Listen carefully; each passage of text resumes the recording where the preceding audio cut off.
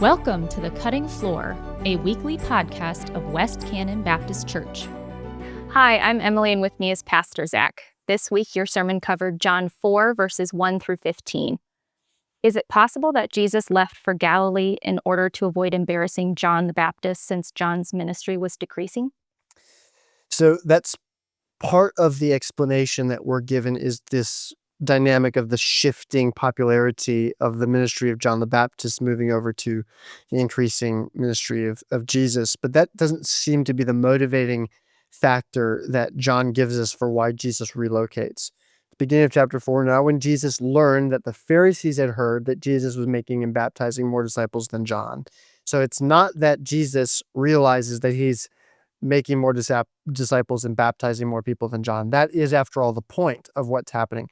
John himself, John the Baptist, that is, has expressed his own joy at the fact that this transference from his ministry to the ascendancy of Jesus is happening because John understands that his own purpose is to point others to Jesus.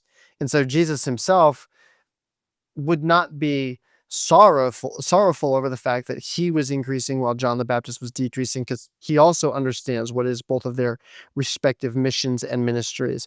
It is instead that piece of information, not that Jesus realizes that his ministry is increasing, but that the Pharisees have come to know that his ministry is increasing. It's when Jesus comes to hear, the Pharisees are now alert to the fact that his ministry is gaining steam and popularity that motivates Jesus to leave. And in the context of this gospel, it helps us to understand that the primary motivation from Jesus here is to avoid a premature confrontation with the religious leaders when Jesus knows there's still much to be done in his ministry before the hour of his passion, precipitated, of course, by those final confrontations with the religious leaders. Much needs to be done before that event takes place. And so he removes himself from the vicinity of the immediate concentrated attention of the religious leaders in Judea around Jerusalem. You briefly mentioned in your sermon that it is potentially socially significant that the woman came to the well by herself. Can you expand on that? So when we think about really what the process of gaining water from a well is like, you're coming out from a city center, journeying to a place where this well is, somewhere in the surrounding countryside. Quite likely, this is a laborious process coming and going, but particularly as you're coming back, you're now carrying heavy water vessels. You think about having to do this on a regular daily basis in order to supply water for your family, potentially even both in the morning and evening, but at least in the morning. Typically, this would have been a communal event that you would have gone out together in the mornings because this was a household chore for the whole community. So this was really an opportunity for everyone to be together. And so you think about the kind of the modern day office place water cooler stereotype of people meeting and talking around the water cooler for a break. Well, this would be where the women of the community went out together in the morning to draw water to bring it back for their homes for the various house projects of the day or for the needs of the household for the day. And this would also be the social then opportunity for the women as they were engaging in this activity to socialize with one another, as well as you do this in the morning because it's laborious. The well, as we read, is deep. You're carrying heavy jars of water back and forth. And so you do this when the day is cooler rather than in the heat of the day. So it's highly suggestive that this woman comes alone and that she comes during a part of the day that's likely to be hot, which is also suggested by the fact that Jesus is wearied by his journey at this point. It's a time to be indoors, to be eating lunch. Instead, this woman is taking this particular time to come to the well alone.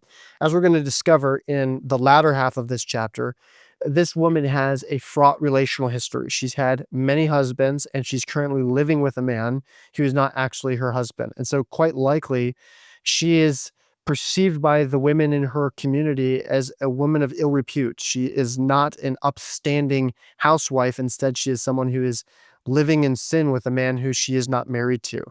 And so that would have placed her in a vulnerable social status, one that certainly would have subjected her to gossip. So when we think about, to refer back again to the water cooler analogy, when we think about water cooler talk in the workplace, it's often kind of shorthand for gossip. This is where people go stand around and they share office gossip. Well, the well would function in the same way. The women would stand, they'd converse, they'd socialize, and they'd also speak with one another. And how awkward would it be to go with women who you can see by their looks, by their gestures, are speaking about you, are gossiping about you, or maybe even worse, simply ignoring you altogether, treating you like the outcast that you are. And so the time and place that this woman comes to the well seems to give us some foreshadowing that there's something in this woman's life that isn't quite right, that her place in Samaria, even as a Samaritan woman, is not only devalued by virtue of her being a Samaritan, but even more than that, even among her Samaritan people,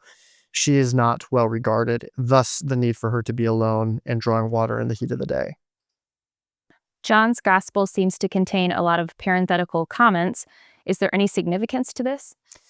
Yeah, so what we mean by a parenthetical comment, of course, is just a comment that's made in parentheses in the text. And as you read throughout the gospel accounts, this occurs from time to time, but it occurs with a great deal of frequency in John the Evangelist's gospel. This is a device that John often uses. And when you see those parentheses, you know that John is almost always explaining something that he's just said in the narrative to readers who may be less familiar with events. He's filling them in on some narrative detail that they may need to know. So, for example, when he refers to the Messiah, he'll sometimes put in parentheses, that is the Christ. So that's a title that he's saying these titles are interchangeable. So if you're familiar with one and not the other, these titles he's informing the reader go together. In our text in chapter 4, there's a couple of important parentheticals. In verse 2, he's just noted that Jesus was making and baptizing more disciples than John. And then in the parentheses, although Jesus himself did not baptize, but only his disciples. So John is clarifying, providing additional meaning to what verse 1 is actually saying for readers that maybe are more familiar with what's actually been occurring and are confused to hear that Jesus was baptizing when in fact it was his disciples. In verse 8, we read in parentheses, for his disciples had gone away into the city to buy food. Well, that gives us a couple of important pieces of information. It suggests that Jesus and his disciples are hungry, which we can now layer onto the exhaustion from Jesus who's seated at this well, as well as the fact that he's clearly thirsty because he asks for a drink. But it also sets the scene for us that when this woman comes to the well, we're not surprised that Jesus asks her for a drink rather than one of his disciples because they're not there to help. And also it informs us, so that we're very clear about this, that this conversation between this Samaritan woman and Jesus is a situation between the two of them alone. There aren't other people. This isn't a conversation happening before an audience. It's a private conversation. And then also just down a couple of verses, the end of verse 9, for the Jews had no dealings with the Samaritans is also placed in parentheses, which if you're unfamiliar informs the reader that there is a deep cultural undercurrent that makes this scene shocking and exceptional to find a Jewish man speaking to a Samaritan woman, and explains some of the responses that we read from this Samaritan woman about her own expressed surprise and even seeming undercurrent of resentment that she has relating to the relationship between Jews and Samaritans. So we might read parenthetical statements like this and sort of just blush over them. But we ought to pay attention to these because these aren't just passing parentheticals. They're actually significant pieces of background information that John is giving to us to help set the mood, the scene, the tone for what is happening, as well as particularly the first one, that Jesus himself did not baptize, only his disciples, helping us as readers trust John as a narrator, that he's a narrator who's concerned about accuracy and details, and that he's being specific in the information that he's giving. So we should pay attention to these parenthetical statements rather than rush over them in our reading. They are important. They communicate significant pieces of information. Where did the rule about engaging with a Samaritan woman making someone unclean come from? Was it only the women? And was she only unclean because she was at the well? So to answer the first part of that question, which I think will really answer all of those follow-up questions, the Talmud is the collection of Jewish texts that essentially form the religious law of Israel. And the Mishnah is the first part of the Talmud. So Talmud's the book of the religious laws that are really the collection of the various rabbinic legal traditions that first began as oral traditions and then became codified and textualized in the Talmud and were added to over time. So the Mishnah is the first part of the Talmud.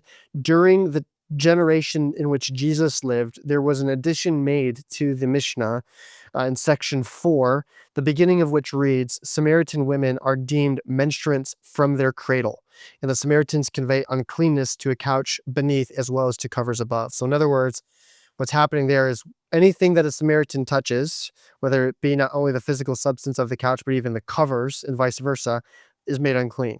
Samaritan women, particularly in and of themselves, are considered to be unclean from the very time that they are born. And there's layers to the reasons for this.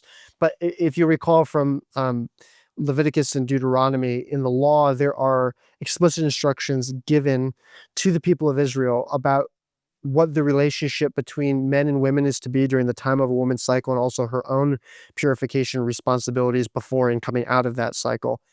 But Samaritan women were considered to be perpetually in that time of uncleanness, such that they were always unclean, and anyone who came in contact with them was unclean. And the Jews connected this to their own understanding or belief that the Samaritan people were sexually immoral. And so from that, they then went on to suggest and add these layers to that about the perpetual uncleanness of Samaritan women.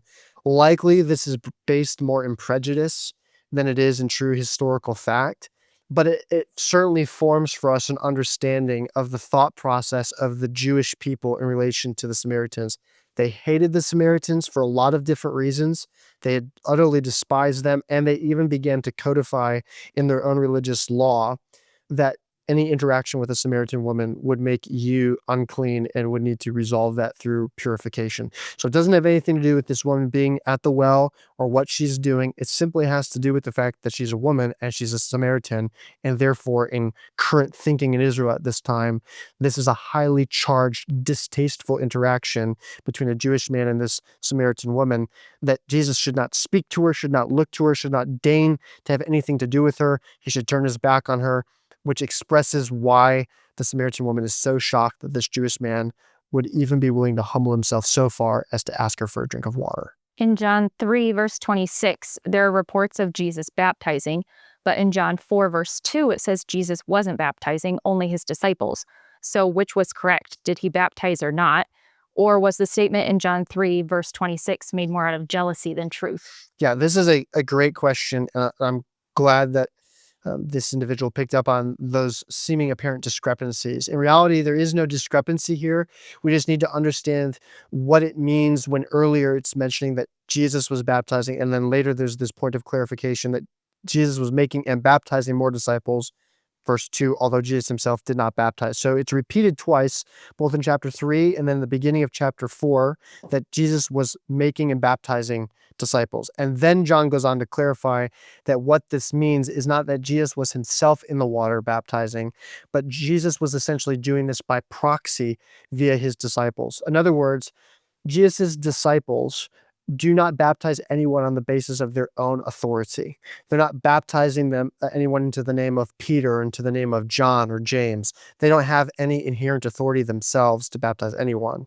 They're acting as proxies of Jesus' own authority. So much in the same way that, say, an emissary or an envoy or ambassador could go from a king to a foreign court and then say, "So says the king, I will do this, this, and this if you do not do this."